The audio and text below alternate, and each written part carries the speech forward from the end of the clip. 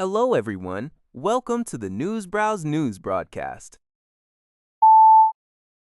Al Jazeera reports that Pakistani officials are expressing strong optimism for a major breakthrough in ongoing talks between Iran and the United States regarding Tehran's nuclear program.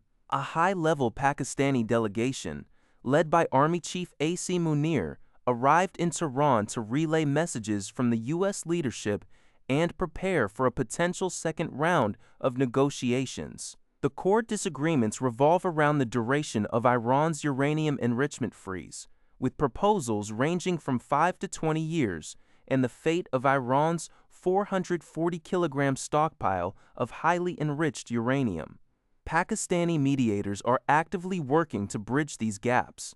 The diplomatic push follows recent U.S.-Iran talks in Islamabad that concluded without a full agreement to end the war, which began on February 28, 2026, and has resulted in thousands of casualties. Mediators are focusing on Iran's nuclear program, control of the Strait of Hormuz, and wartime compensation.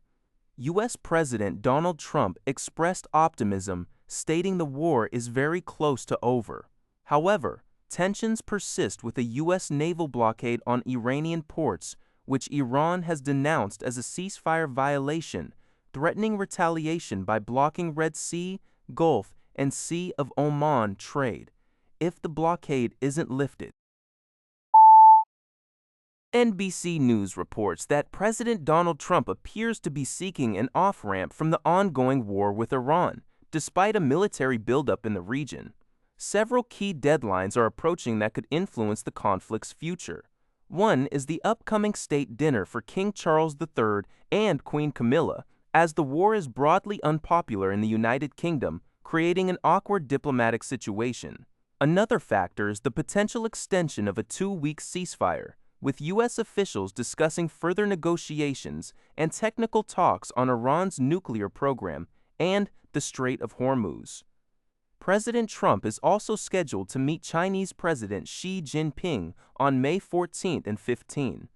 Trump stated Xi assured him China is not supplying weapons to Iran. Economically, the administration is implementing a partial blockade of the Strait of Hormuz and threatening to freeze Iranian military deposits, with Treasury Secretary Scott Bessent predicting lower gas prices by the November midterms, a deadline that holds significant political weight for Republicans concerned about the war's electoral impact. According to Thai Sounds, citing Reuters, U.S. courts have begun admitting artificial intelligence, AI, chatbot conversations as legal evidence. In one prominent case, a Manhattan federal judge ruled that an executive's chats with Anthropic's Claude, used to organize legal reports, were not protected by attorney-client privilege because AI models are not considered attorneys. This decision has prompted over a dozen major U.S. law firms to issue urgent warnings to clients, advising them not to treat AI generative models like ChatGPT or Claude as confidential discussion partners for legal advice. While one Michigan case offered a different outcome for a pro se litigant, stating AI is a tool, not a person. The prevailing advice from lawyers is to apply traditional principles, discuss cases only with your lawyer and no one else, including AI, to avoid waiving legal privilege. According to People's Daily Online, Chinese scientists have made a significant breakthrough by discovering a crucial factor that can slow the aging process in immune cells. Researchers from the China National Center for Bioinformation, the Institute of Zoology, and co-affiliated hospital of Wenzhou Medical University developed the Human Immune Aging Clock, HIAC, a new tool capable of estimating a person's immune age with an average error of just 5.66 years. Their study, published in the journal Immunity, revealed that T cells are sensitive indicators of immune aging, with major changes peaking around age 40. Most notably, the team identified a factor called RUNX1, whose levels decline with age.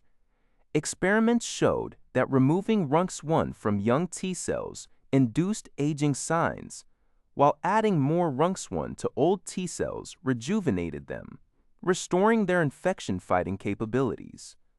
These findings were further confirmed in mouse tests. This discovery positions RUNX1 as the first validated internal target for slowing T-cell aging, potentially paving the way for new therapeutic strategies to bolster the immune system in older individuals. China's Foreign Minister Wang Yi held a phone call with Iranian Foreign Minister Abbas Araghchi on April 15th, urging Iran to work towards restoring normal navigation in the Strait of Hormuz. This development comes as peace talks between the United States and Iran remain stalled, with both nations vying for control over the crucial waterway. According to Zio Sabah, Wang Yi emphasized that while Iran's sovereignty and security in the Strait should be respected, the freedom and safety of navigation must also be guaranteed. He stated that the international community unanimously hopes for the restoration of normal passage through the Strait, describing the current situation as a critical turning point where a window of peace is opening. Wang Yi further added that China supports maintaining a ceasefire and continuing negotiations, believing these actions serve the interests of both Iran and the wider world. China is committed to ongoing efforts to de-escalate tensions and facilitate improved relations among nations.